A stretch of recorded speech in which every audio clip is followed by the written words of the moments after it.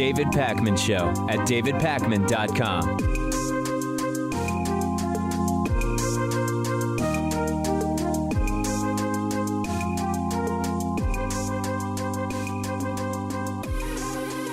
There's been a multi-year story that we've been following, and it's the story of Brexit. And the primary question has been, will Brexit happen or will it not? Is Britain going to leave the European Union, or are they going to end up staying? And as I said, the day after the vote, June 23, 2016, it may never happen. Brexit may never happen. And of course, we now know that if the vote were to be held again today, Remain would likely win, although there are questions of, listen, they did vote this way back in 2016. For how long does that vote remain considered the will of the people? There are all sorts of questions like that. But more recently, there have been much more pressing sort of obstacles. The former Prime Minister Theresa May, multiple times attempting to finalize a deal to structure the leaving of the European Union and failing. And ultimately, the question was will she be able to outlast the criticism and the calls for her to leave? And ultimately, she left and Boris Johnson came in. Boris Johnson, Trumpian in many ways, certainly physically in his physical appearance, although that's not the most important way, the leader of the Conservative Party, now the Prime Minister. Will he finally do Brexit?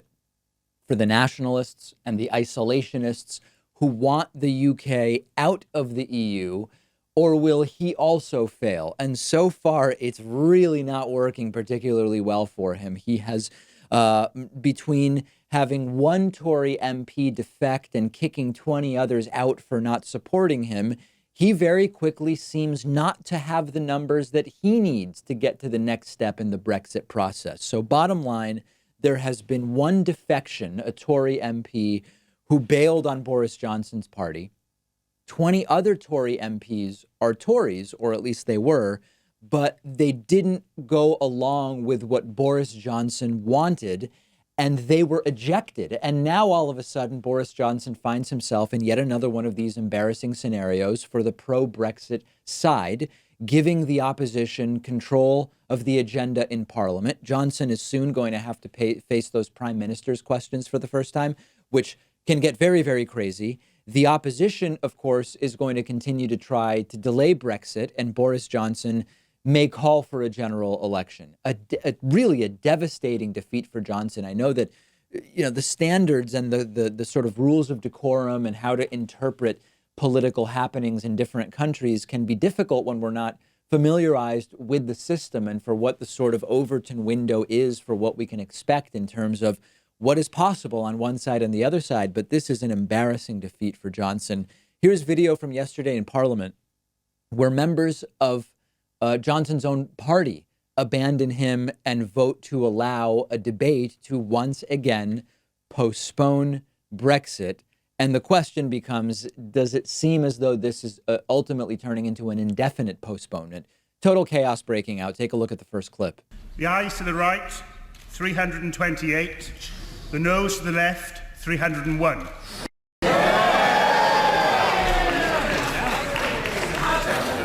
Not a good start, Boris. Order. The ayes to the right, 328. The noes to the left, 301. So the ayes have it. The ayes have it. Unlock. Another Burko fix. Order. Of course. Point of order. The Prime Minister. Mr. Speaker, I think that. Thank you, Mr. Speaker. Let there be no doubt, Mr. Speaker, about the consequences of this vote tonight. It means that Parliament is on the brink of wrecking any deal that we might be able to strike in Brussels, because tomorrow's bill would hand control of the negotiations to the EU, and that would mean more dither, more delay and more confusion. And it would mean that the EU themselves would be able to decide how long to keep this country in the EU. And since I refuse to go along with that plan, we are going to have to make a choice, Mr. Speaker. I don't want an election. The public don't want an election. I don't believe the right honourable gentleman wants an election. But if the House votes for this bill tomorrow, the public will have to choose who goes to Brussels on October the 17th to sort this out and take this country forward. What I love about the system is that Trump definitely couldn't handle it. And I'm reminded of it because when you look at Boris Johnson, the look on he looks very Trumpian, like I said, but he has a slightly more wit about him expression on his face than Trump. Can you imagine Donald Trump ever having to handle something like this? I mean, the guy just literally could not. He'd implode under this kind of actual intense scrutiny.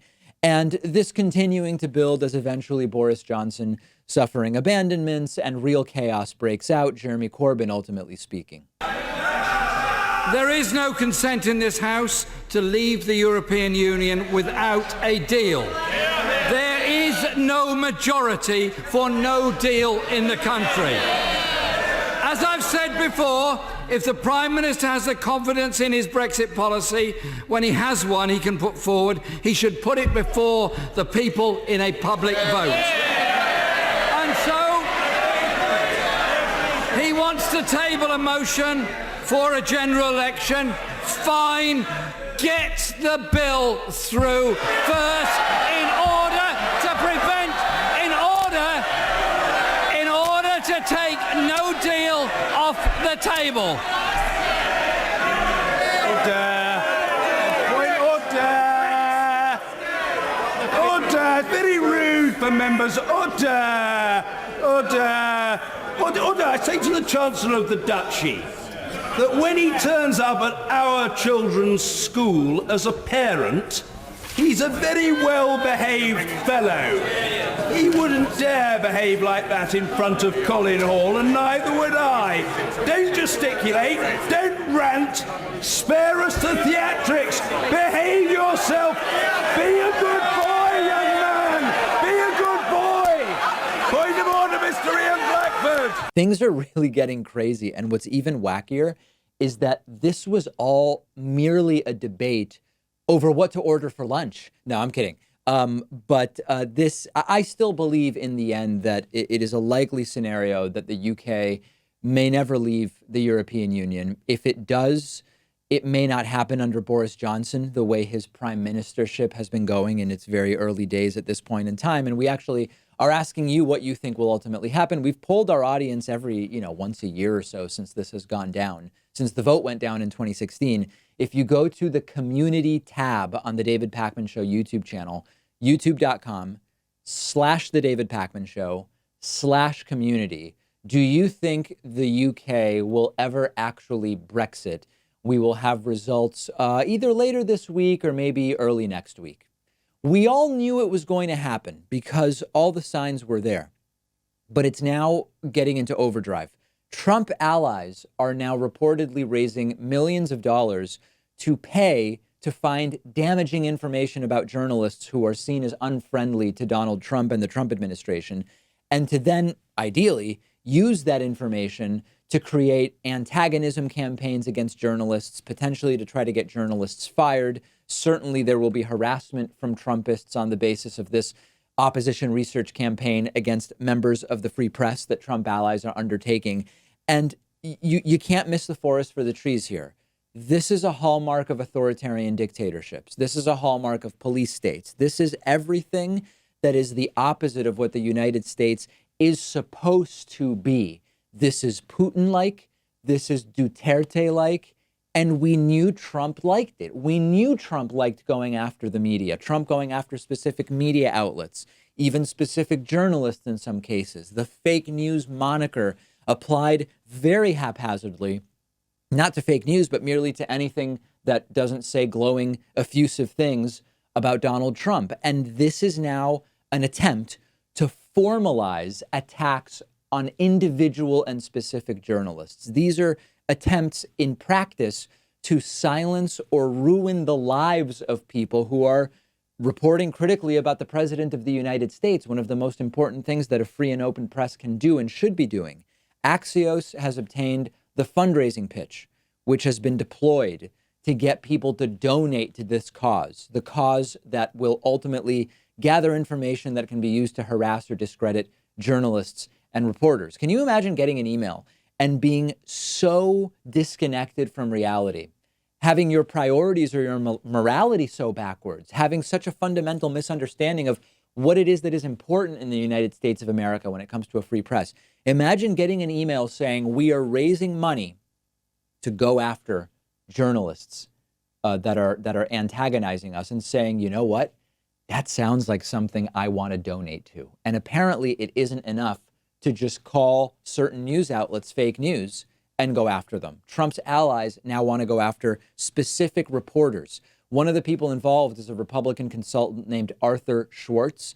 The primary targets of this campaign are said to be, and listen to this, CNN and MSNBC, not surprising, all of the broadcast networks, okay, the New York Times, the Washington Post, both of which have been doing extraordinarily good, just plain old-fashioned investigative work about this administration, BuzzFeed and the Huffington Post, and, this is the kicker, anyone else routinely included in what a Trump supporter sees as bias and misinformation in their coverage of Donald Trump, meaning it could be anybody. I spoke to a couple of friends in Washington, D.C., who are not Republicans. They're not directly involved with this, but they've been in touch with people who have knowledge of what's going on.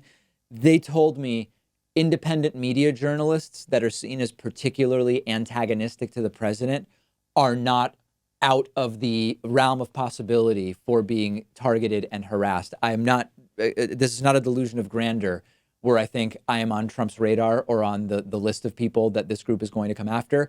I've merely been told that it is not just corporate media that is on the radar in terms of this campaign. So let's immediately put to rest the Trumpist talking point, which I've already seen floating around, that this is no big deal. This is the same thing Media Matters does. Media Matters criticizes and publishes media clips.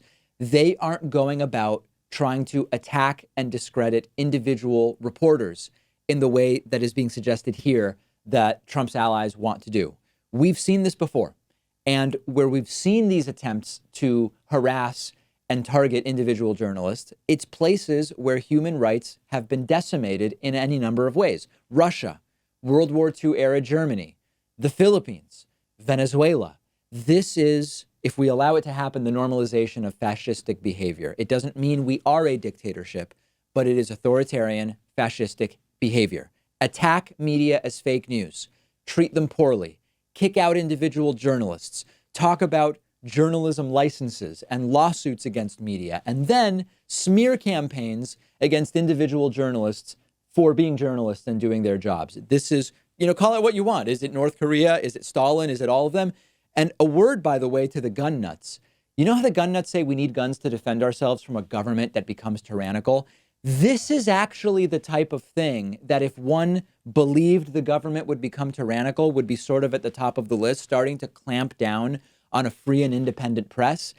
And yet I'm not hearing from any of the gun nuts that they're worried about this. In fact, a lot of the Trumpist gun nuts love this because they've fallen hook, line, and sinker. They've drank the Kool-Aid, to borrow a term from Jim Jones. They've drank the Kool-Aid, or not a term, but an action, I guess. They have drank the Kool-Aid on the media is the enemy, and we need to be going after them rather than defending them because it is a form of potential government tyranny.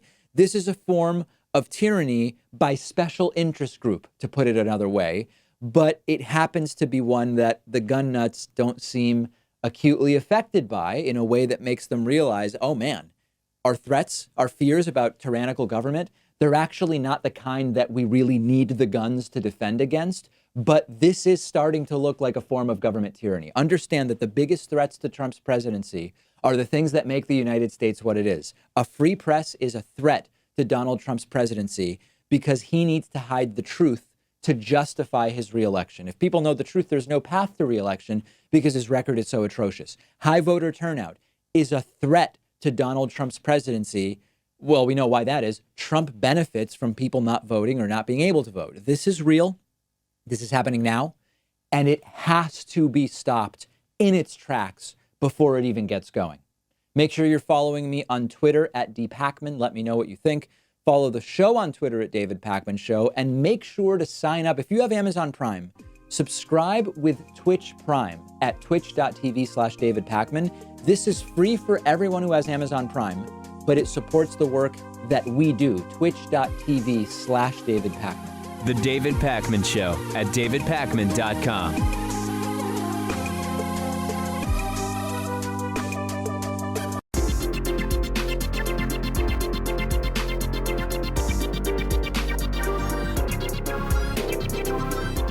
The David Pakman Show at davidpakman.com.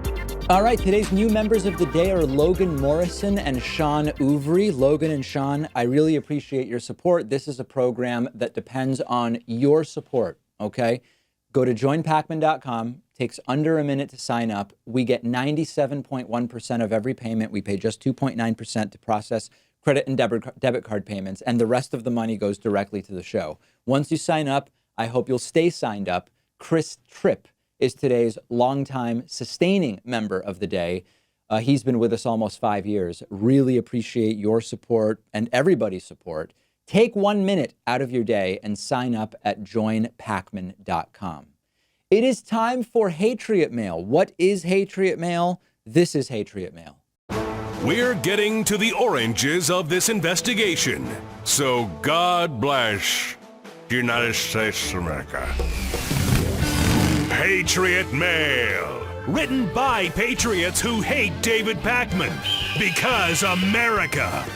And because freedom.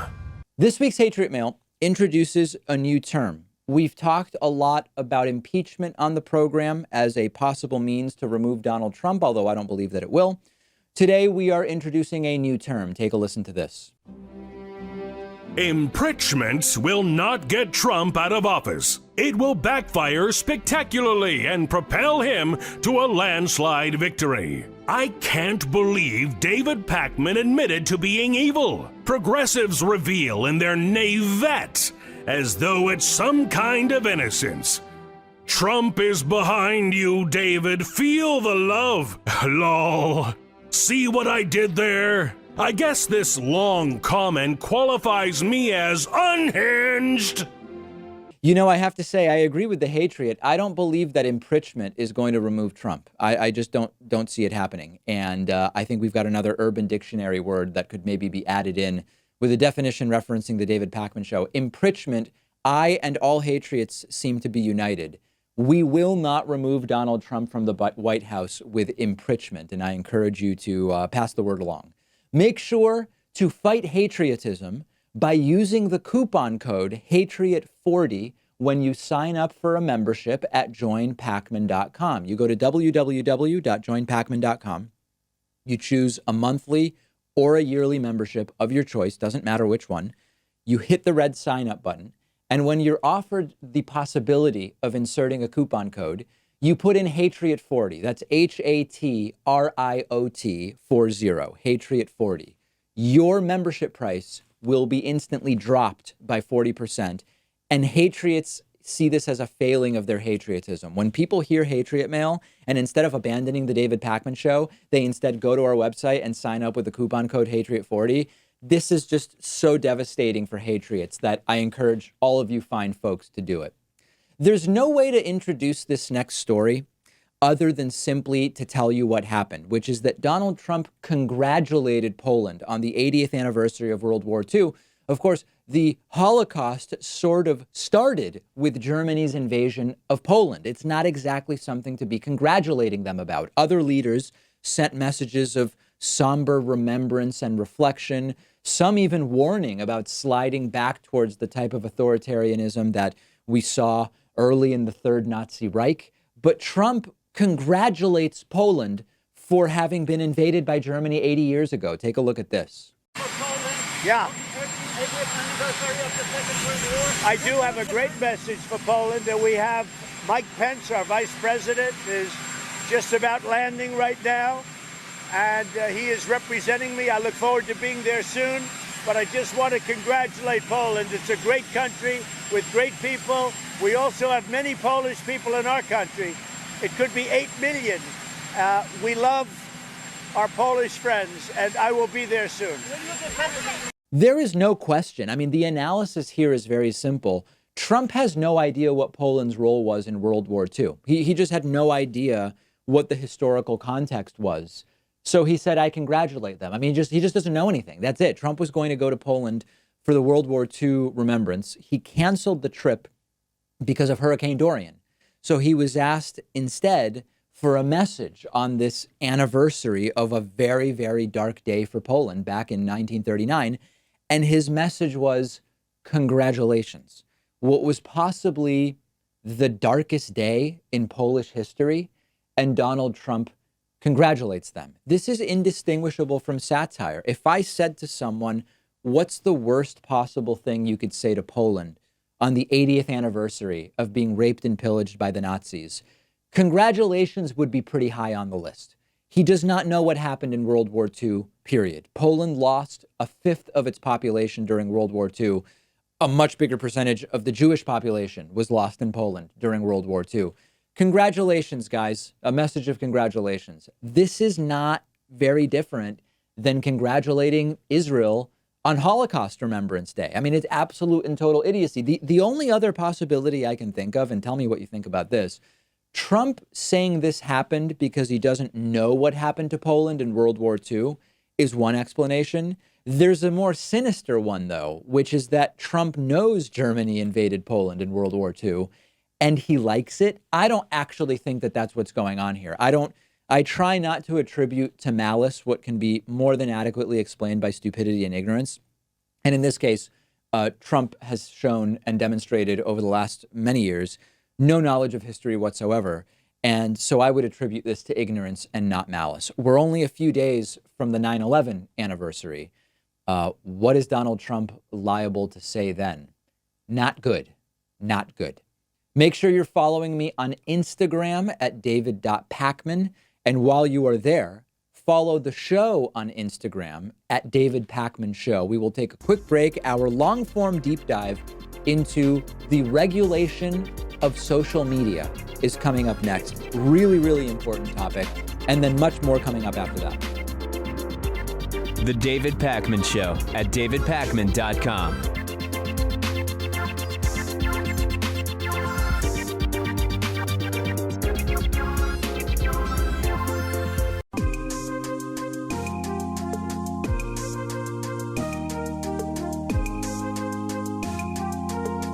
Welcome back to the David Pakman Show. Many of you know I've been talking a lot lately about YouTube policies and algorithms and how they affect our show and other shows. There's been a lot of demonetization. YouTube's been barring independent political shows like ours. And there's a bigger conversation about social media and censorship also happening, which really exploded the day I was on the Joe Rogan program involving Steven Crowder and Carlos Maza and that debacle, as well as recent content and policy enforcement on Twitter. And this has really been relevant for years, but lately it's been snowballing, in particular with channels like ours and other political channels, because there's a lot of misconceptions about why YouTube and Facebook and Twitter are doing what they're doing, as well as exactly what it is that they're doing. So let's talk about how users and content creators are affected, but then talk about the big picture issues in social media and how we should be thinking about them. I'll tell you what the problems are, but I'll also tell you what the problems are not, and maybe most importantly, the solutions that we should be looking at. So on platforms like YouTube and Twitter, the more popular you are as a content creator, the more likely you are to be targeted with censorship and demonetization if and until you get big enough to be exempted from some restrictions because of a special account status that can be available in some cases. But then social platforms will sometimes enforce policies differently when there's a high-profile controversy. They'll be accused of platforming harmful speech or of being anti-free speech. They start feeling the heat from the public, from one side or the other, and then they start making decisions and enforcing policies in ways we haven't necessarily seen before. And often those enforcements will happen in ways that fly directly in the face of both the letter and the spirit of the terms of service of a platform or their mission statement about free expression and dialogue or whatever. And sometimes they'll even end up making up new policies on the fly, right in the middle of a scandal. Sometimes I'll happen to agree or disagree with a specific call that a company might make, whether it's taking someone off of a platform or reversing a ban on someone who I didn't think actually deserved it. But the problem, as I've said before, is the inconsistency. A company will claim to stand for certain values, and then they'll fold under pressure when it's a better PR move to do the opposite. And it creates a completely dysfunctional ecosystem for everyone. And sometimes the problems are even more fundamental. We upload about 8 videos to YouTube a day. And on some days, as many as 75% are demonetized for not being, quote, brand safe. So we don't make any money from those videos. Sometimes it's predictable based on YouTube's demonetization guidelines, but the problem is the effect that this has on our ability to produce serious news without concerns about monetization. To be clear, I wouldn't and I haven't changed the content of the show to stay monetized on YouTube. I cover the stories that are important. YouTube can and does demonetize them, but the David Pakman Show is a small business, and I need to make projections and have an understanding of where will revenue come from. So this application of policy is a distraction from simply producing the best content we can. If YouTube will allow us to collect revenue from our videos, that's great. Or if a large portion of our videos will be demonetized, then we need to deal with it and figure out how else to fund the show. The real problem is that by all accounts, our content should be monetizable. We don't show graphic violence. We don't use profanity. I'm never sitting here using drugs or harassing people or belittling people based on their race or gender. Our content would be monetized were it not for advertisers imposing their will on YouTube and YouTube having little choice but to go along with it. This is not a left-wing, right-wing thing. People on the right like to say it's happening to them because they're conservative, but it's happening to independent political shows that are across the political spectrum, including mine. It doesn't seem to be affecting the big corporate media outlets that have YouTube channels nearly as much. And sadly, this is part of a theme we've been seeing with YouTube lately. Independent political channels on the left and right, the David Pakman Show, Kyle Kulinski, Steven Crowder, these types of people, we've realized that YouTube is in general hindering our shows and deterring people from watching, bolstering legacy corporate media outlets that have YouTube channels, whether it's CNN, NBC News, or late night talk shows. In July of 2018, YouTube actually made an announcement that they would start making, quote, authoritative news sources more visible on the platform. In a press release, YouTube said, "Today we're announcing steps we're taking with the Google News Initiative to support the future of news in online video and product features we've been working on to improve the news experience on YouTube. We believe quality journalism requires sustainable revenue streams and that we have a responsibility to support innovation in products and funding for news." They go on to say authoritativeness is essential to viewers, especially during fast-moving breaking news events. So we've been investing in new product features to prominently surface authoritative videos. When you're watching a YouTube video, you see a list of other suggested videos on the right side of the page on desktop or below the video on mobile. When you're finished watching a video, before the next one plays, you see a similar set of suggested videos appear. What shows up here, these suggested videos, is controlled by YouTube's recommendation algorithm. A large portion of our traffic has always come from these suggestions. Someone's watching a video about whatever, YouTube suggests they watch another video by the David Pakman Show about a related topic. This has been a really important source of video views for us, and it's a really good way of allowing people to discover our channel for the first time. Our YouTube dashboard tells us where our video views come from, and we're now getting only about half of the recommendations that we were getting about a year ago. And the decline started right after YouTube announced they would prioritize, quote, authoritative news sources. So not only is YouTube demonetizing the views that we do get, they're also causing us to get fewer views to begin with, which hurts the channel. Now, this is not some underhanded plot to destroy the David Pakman Show. Yes, they're changing their algorithm in a way that hurts us, but I understand what they're trying to do and why they're trying to do it. Sadly, this is the same reason that Breitbart and InfoWars and other extremist fake news sites don't show up in search results when you go to news.google.com. Google and YouTube want to placate advertisers by preventing accusations that they are perpetuating or allowing the monetization of misinformation, fake news, hate news, and extremist content. But the reality is that whatever the motivation, my channel, similar independent channels, which should not be lumped in with fake news and hate channels, are getting caught up in it. And frankly, it could destroy many of the channels like ours if it continues. And so far, it's continuing. We all know the types of channels YouTube wants to make less visible.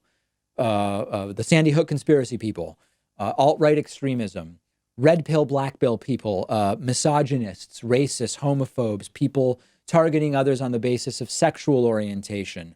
All of the types of channels that over the years, YouTube has gotten a lot of flack for platforming. YouTube is fighting a negative image of, in part, being a garden of nut jobs and hate and extremism. YouTube wants to fix their brand and maintain their brand. I can see why they want to do that. But shows like ours are getting hurt by the algorithm to the detriment of speech and ideas. To understand how to interpret and deal with this, we need to have some shared starting point.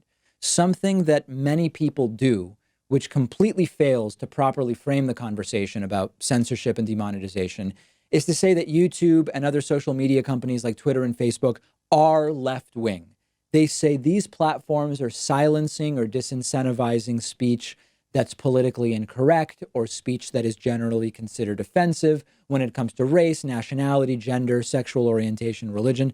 Many people are taking this and concluding that the social media companies have a left-wing agenda. Yes, hateful or offensive speech is more likely to come from someone on the right. When Steven Crowder calls Carlos Maza a gay Mexican lispy queer and gets his videos demonetized, that's not something you're really going to hear from people on the left very often. And it's the kind of speech that's going to get you in trouble on some of these social media platforms. In that sense, it's possible that right-wingers face more repercussions than people on the left. I don't know that to be the case, but it's possible.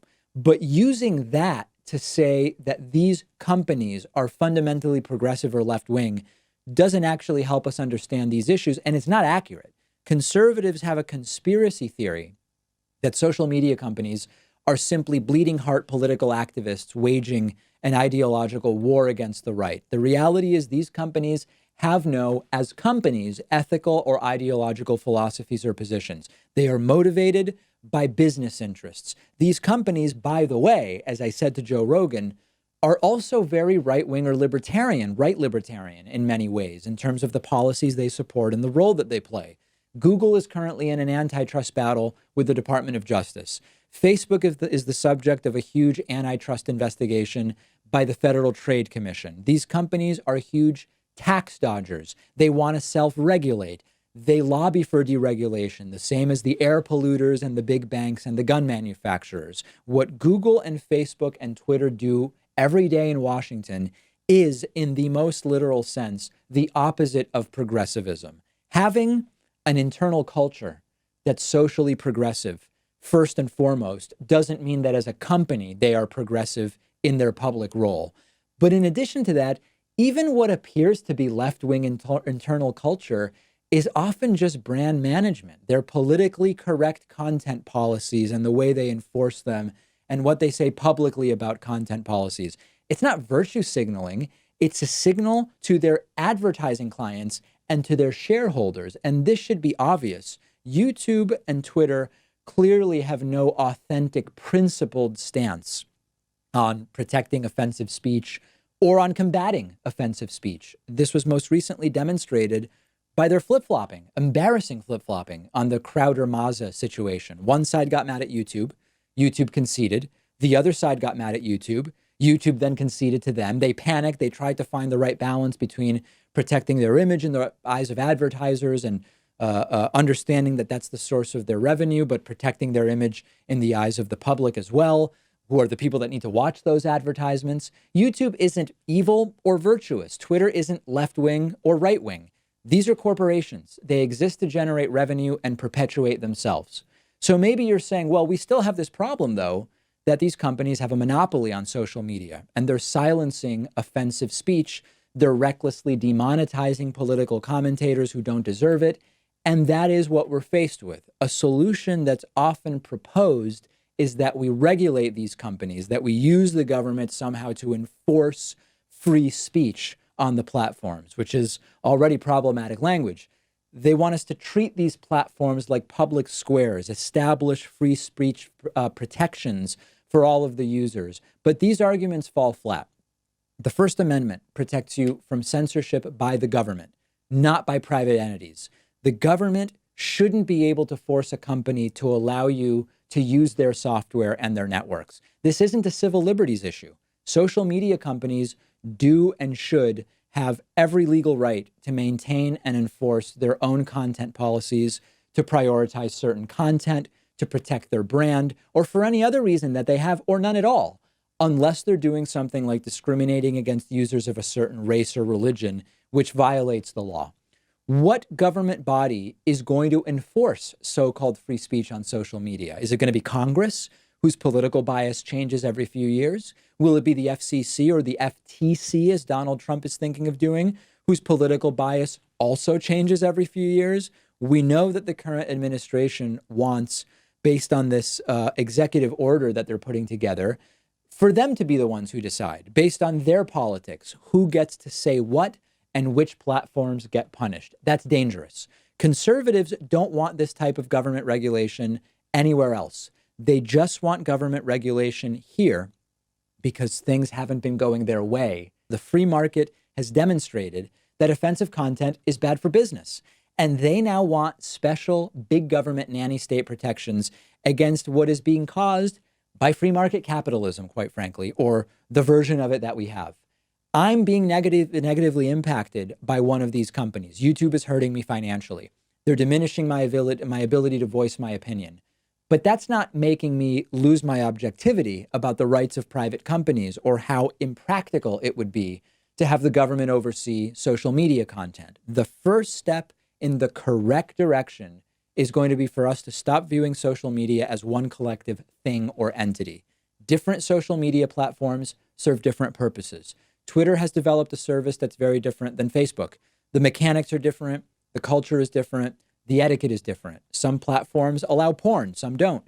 Some platforms allow spamming, some don't. Some platforms require you use your real name and others don't. All social media platforms are different because they're geared to different markets and have different purposes.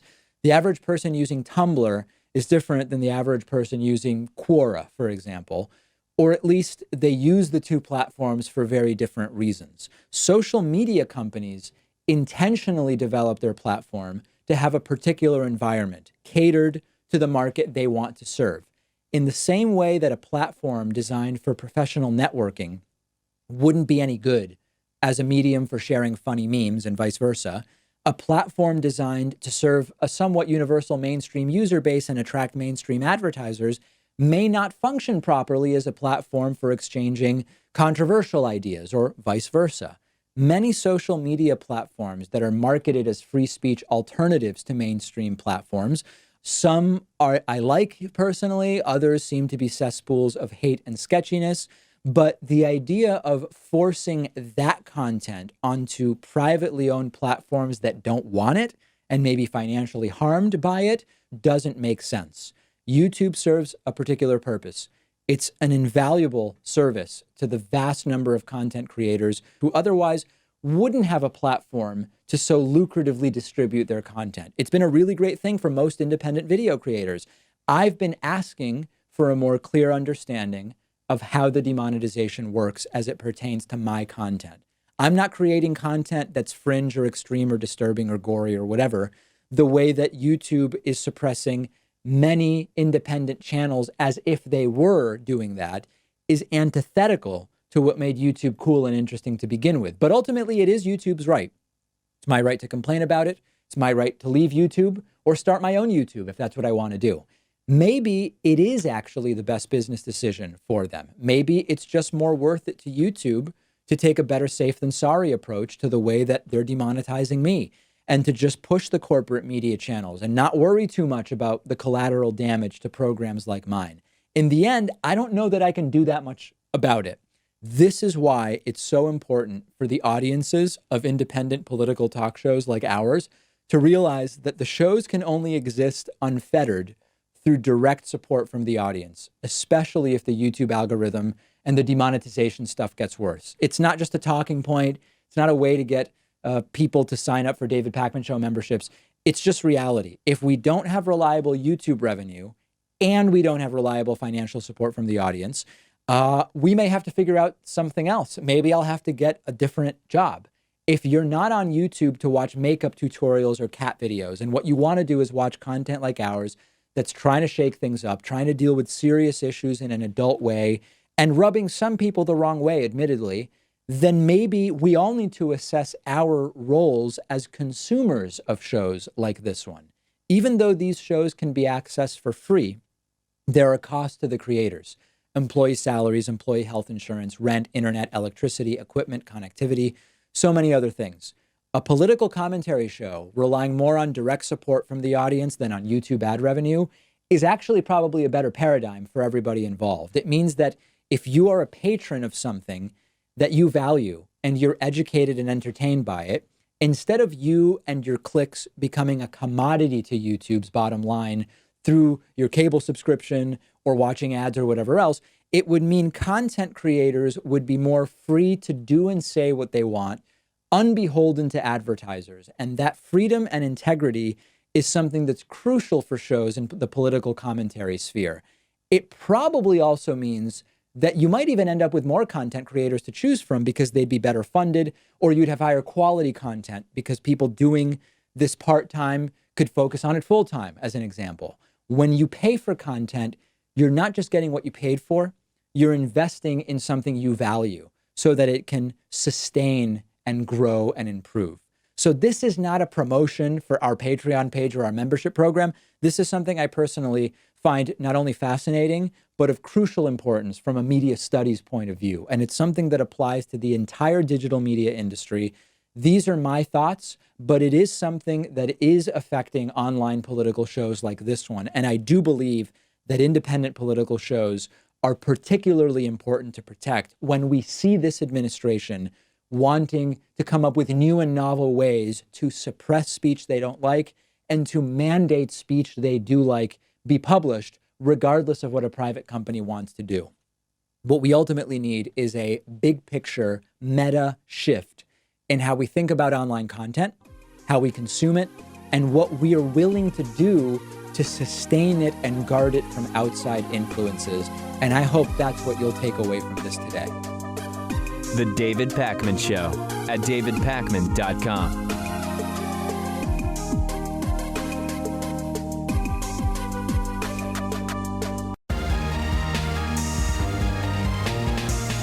The David Pakman Show at davidpakman.com. It's been a while since I had a clip for you of just good old-fashioned religious nuttery that's indistinguishable from mental illness. And I've sort of been getting away from these sorts of clips unless they're linked to something in the news, because I think most of the audience at this point has a pretty good understanding and sense of this completely unhinged religious zealotry. But today we actually have an example of religious nuttery that's directly linked to the news, and specifically Hurricane Dorian. Hurricane Dorian is a real thing. People have died. Untold damage is being done. President Trump sending confusing messages about it, saying it's going to hit Alabama, but it isn't. And there are people refusing to evacuate. This is real. It's as real gets. There are people who are losing their lives and at risk of losing their lives because of this storm. And in the midst of all this, in comes a grifter named Kat Kerr, who shows up and records herself commanding the hurricane with a stick in the name of Jesus in some kind of bizarre prayer. I don't even know what to call it. My question is, can we call this anything other than mental illness? Is there any other categorization for what I'm about to show you? Let's look at it together. So right now, at this moment, we take authority over Dorian that has no right off the coast of this state or anywhere. And we hit that storm to the east right now. And I'm going to do it 3 times. We hit it to the east. We hit it to the east and command it. You go to the east, out away from land. We declare you would do no destruction in any way whatsoever. Won't tolerate it. So, Father, I thank you for this honor. and privileged to be here on the little coast of Florida. And we say to that storm, your end is coming. We don't tolerate your presence. We won't tolerate you coming ashore anywhere or causing any harm, death, or destruction. We speak on behalf of those who've already been affected by it, God. We thank you for a rapid recovery and restoration for all of them right now. But we decree and declare, you, Dorian, your days and hours are numbered, and we bash you. She tells the storm that its end is coming. Well, yeah, I mean, storms end eventually. That's not much, that's not very prosaic, I must say. Do we just need to call this what it is? Mental illness. How else would we describe something like this? This is like a crazy person yelling at a cloud. I mean, this is no different. And if you look more into, I've never heard of this person before, but so many people emailed me that I said, I've got to figure out more about her. She has a website called The Revelation Zone. It has a whole bunch of stuff on it, including videos, frequently asked questions about eternity. Some of the stuff seems straight up satirical, but I don't think it is. Like, I wonder, is it possible this is all a joke because no other explanation would suffice? Check out some of the questions she answers from kids on her website. 14-year-old Emily from Jacksonville, Florida wrote, "Are there oceans with sharks and jellyfish in heaven?" And Kat Kerr wrote, "Yes, there is a crystal sea which comes from the river of life that flows out of God's throne." Oh yeah, of course. Also, the Bible states that there are fish of all kinds in the water, and the crystal sea is big enough to hold huge sailing ships. Another question from Trey, who is age 6 from Richmond, Virginia. Question, is letting Trey write to this woman a form of child abuse? I think that's something we should consider. 6-year-old Trey asks, is there an art easel and a T-Rex in heaven? Kat Kerr says yes to both questions. Since I saw art galleries there, I don't know if she means she was in heaven at one point, I am certain they would have easels to paint on. Also, there are representations of all animal life that God originally created, so dinosaurs, including the T-Rex, can be seen in the park area of heaven. Ah, the park area, of course. They are so tame that you can actually ride on them. That's right. There are tamed T-Rexes living in the park area of heaven next to the easels which must exist because Kat Kerr knows that there are art galleries in heaven, and if there are art galleries, there must be easels with which the art is made. This is dangerous. This is dangerous. Children should not be exposed to this woman. We've previously discussed on the program, we haven't done this for a while, and I'm now getting myself fired up and talking about it. We've previously discussed on the program, is it a form of child abuse to place the irrational fear of going to hell in the minds of children from a young age? It is other forms of causing irrational fear or persistent fear in children can be considered child abuse. Is the fear of hell, rather, considered child abuse in some way, shape, or form? That's something we've discussed. This is crazy to let children interact with this woman, and this might not come as a huge shock to you. This woman is a big Trumpist. I was looking through her Twitter account yesterday.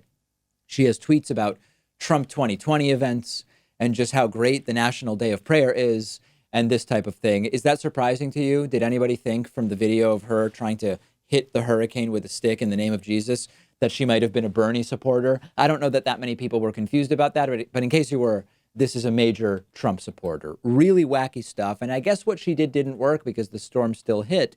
But the way that these folks work, if you were to confront her, she would say, well, no, I did move the hurricane. My prayer with the stick made it so that even more people weren't killed by Hurricane Dorian, which is, of course, exactly the type of unfalsifiable belief that doesn't really pass muster if you apply even an iota of critical thinking. This is not a joke. This stuff ruins people's lives. It completely takes over their worldview. In a sort of unrelated but related story of religious nuttery, we really recently found out that one of the main pushers or advocates of so-called conversion therapy, where people can get therapy to stop being gay, is a gay man. And I know it didn't come as a shock to me. I'm guessing it doesn't come as a shock to many people in our audience, but this stuff is not just, oh, these are just their beliefs and everyone's entitled to their beliefs and blah, blah, blah. Okay, they're entitled to their beliefs, but they're using those beliefs in a weaponized form to ruin the lives of gay and lesbian people, to ruin the lives of children with irrational fears and beliefs that are not based in reality. This actually has a real world impact. And it also has the impact, by the way, if you're really religious and you think something like this works, you might choose not to evacuate for the hurricane because you think Kat Kerr is going to use her stick and get the hurricane out of the way, then you get killed by the hurricane. This stuff has a real world impact, and we cannot write it off as just benign spirituality because it's simply not that. We have a voicemail number. That number is 219-2-DAVID-P. I'm getting different versions of this question more and more. Take a listen to this. Yeah, David, this is Brian from Utah. I was just wondering what your thoughts on the easiest way of beating Biden in the Democratic primary would be for either Sanders or Warren to drop out, maybe to consolidate the progressive vote. It just kind of seems like they're taking away votes from each other. Anyway, I just wanted your thoughts on that, if that would work, if that's a good idea, and how that would play out. All right, thank you. Yeah, so listen, I'm getting different versions of this question more and more. If Bernie drops out, Warren gets his support, crushes Biden. If Warren drops out, Bernie gets her support, crushes Biden.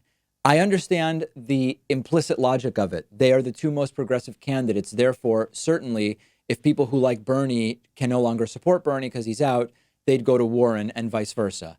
The polls don't bear this out. There seems to be a very demographically aligned second choice for both Bernie and Warren. From the last poll I saw on second choices, a plurality of Bernie voters would go to Biden if Bernie were to lose or leave the race. A plurality of Warren supporters would go to Kamala Harris if Elizabeth Warren were to lose or leave the race. Demographically, that makes sense. Ideologically, it doesn't make sense, and we need to account for that. So if people have other polls that suggest different trajectories for Bernie voters and Warren voters, respectively, if the two candidates were to lose or leave the races, their respective races, let me know. But from what I've seen, it is not mathematically obvious that either Bernie or Warren abandoning these races would lead to a consolidation of support around the other candidate such that they would surpass Joe Biden. If Bernie bails, it may actually boost Biden more than Warren. If Warren bails, it may boost Harris more than Bernie. And Joe Biden may still be in the lead, which is why I think we should be cautious about assuming that the path forward is for one of the two, Bernie or Warren, to say, I'm out in order to help the other person. Now, if they left and said, please support X, if Bernie said, I'm getting out, please support Warren, or if Warren said, I'm getting out, please support Bernie, that may change the dynamics, but that is not what the polling for now seems to suggest. Disagree with me? Have contradictory polling data? Let me know. We've got a great bonus show for you today. We will talk about the conversion therapy group founder who has come out as gay and apologized. We will talk about Democrats continuing to want to look into Donald Trump's hush money payments to mistresses. And we will talk about a non-drinker who was wrongly charged with driving under the influence, who has now picked up a nice settlement from New York City. All of those stories and more on the bonus show.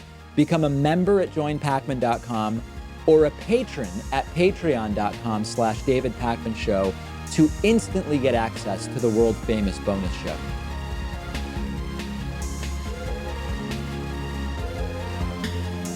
The David Pakman Show at davidpakman.com.